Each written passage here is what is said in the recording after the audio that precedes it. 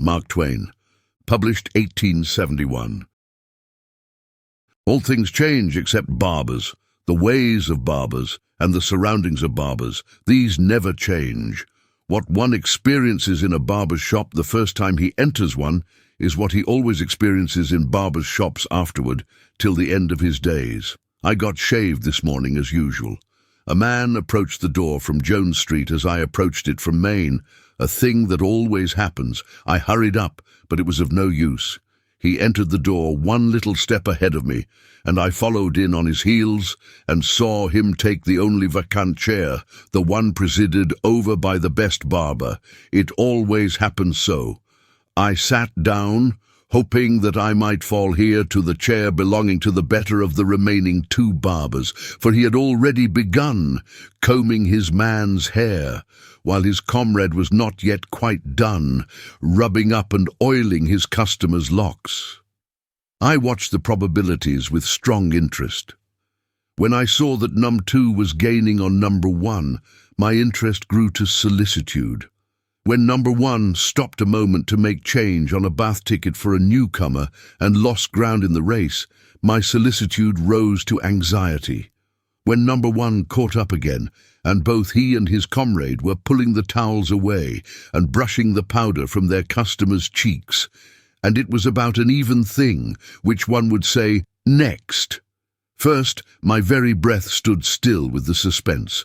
But when, at the culminating moment, number 1 stopped to pass a comb a couple of times through his customer's eyebrows, I saw that he had lost the race by a single instant, and I rose indignant and quitted the shop to keep from falling into the hands of number 2, for I have none of that enviable firmness that enables a man to look calmly into the eyes of a waiting barber and tell him he will wait for his fellow barber's chair. I stayed out 15 minutes and then went back, hoping for better luck. Of course, all the chairs were occupied now, and 4 men sat waiting, silent, unsociable, distraught, and looking bored, as men always do who are waiting their turn in a barber's shop. I sat down in one of the iron-armed compartments of an old sofa, and put in the time fara while reading the fremmed advertisements of all sorts of quack nostrums for dyeing and colouring the hair.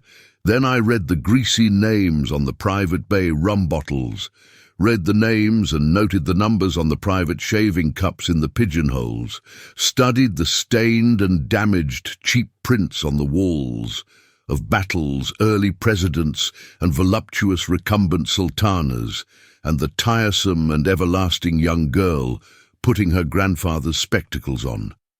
Execrated in my heart the cheerful canary and the distracting parrot that few barber shops are without. Finally, I searched out the least dilapidated of last year's illustrated papers that littered the foul center table and conned their unjustifiable misrepresentations of old forgotten events.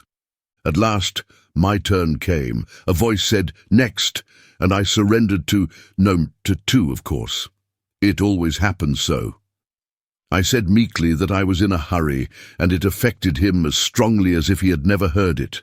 He shoved up my head and put a napkin under it. He ploughed his fingers into my collar and fixed a towel there. He explored my hair with his claws and suggested that it needed trimming. I said I did not want it trimmed. He explored again and said it was pretty long for the present style. Better have a little taken off. It needed it behind especially. I said I had had it cut only a week before. He yearned over it reflectively a moment, and then asked with a disparaging manner, "Who cut it?" I came back at him promptly with a "You did. I had him there."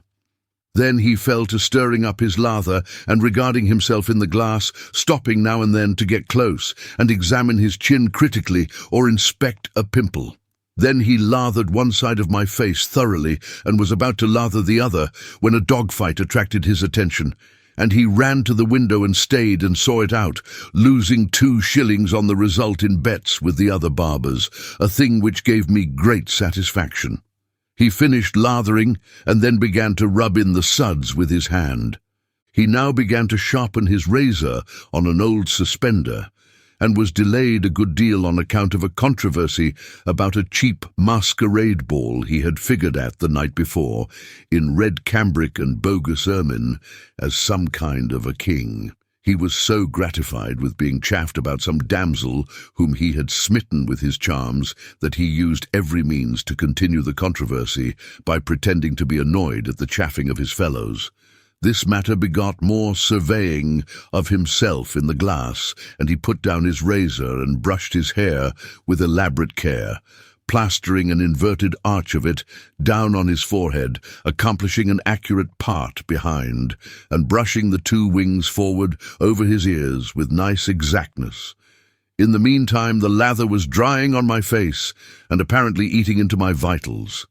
Now he began to shave, digging his fingers into my countenance to stretch the skin and bundling and tumbling my head this way and that, as convenience in shaving demanded. As long as he was on the tough sides of my face, I did not suffer, but when he began to rake and rip and tug at my chin, the tears came. He now made a handle of my nose to assist him shaving the corners of my upper lip, and it was by this bit of circumstantial evidence that I discovered that a part of his duties in the shop was to clean the kerosene lamps. I had often wondered in an indolent way whether the Barbers did that, or whether it was the boss. About this time I was amusing myself trying to guess where he would be most likely to cut me this time, but he got ahead of me and sliced me on the end of the chin before I had got my mind made up. He immediately sharpened his razor. He might have done it before. I do not like a close shave, and would not let him go over me a second time. I tried to get him to put up his razor, dreading that he would make for the side of my chin, my pet tender spot, a place which a razor cannot touch twice without making trouble. But he said he only wanted to just smooth off one little roughness, and in the same moment he slipped his razor along the forbidden ground, and the dreaded pimple signs of a close shave rose up smarting and answered to the call. Now he soaked his towel in bay rum and slapped it all over my face nastily, slapped it over as if a human being ever yet washed his face in that way. Then he dried it by slapping with the dry part of the towel, as if a human being ever dried his face in such a fashion. But a barber seldom rubs you like a Christian. Next he poked bay rum into the cut place with his towel, then choked the wound with powdered starch, then soaked it with bay rum again, and would have gone on soaking and powdering it for evermore, no doubt, if I had not rebelled and begged off.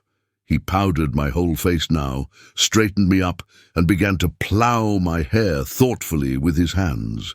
Then he suggested a shampoo and said my hair needed it badly, very badly. I observed that I shampooed it myself very thoroughly in the bath yesterday. I had him again. He next recommended some of Smith's Hair Glorifier and offered to sell me a bottle. I declined. He praised the new perfume, Jones's Delight of the Toilet, and proposed to sell me some of that. I declined again. He tendered me a toothwash atrocity of his own invention, and when I declined, offered to trade knives with me. He returned to business after the miscarriage of this last enterprise, sprinkled me all over, legs and all, greased my hair in defiance of my protest against it, rubbed and scrubbed a good deal of it out by the roots, and combed and brushed the rest, parting it behind, and plastering the eternal inverted arch of hair down on my forehead. And then, while combing my scant eyebrows and defiling them with pomade, strung out an account of the achievements of a 6-ounce black and tan terrier of his till I heard the whistles blow for noon, and knew I was 5 minutes too late for the train. Then he snatched away the towel, brushed it lightly about my face, passed his comb through my eyebrows once more, and gaily sang out, "Next!" This barber fell down and died of apoplexy 2 hours later. I am waiting over a day for my revenge. I am going to attend his funeral.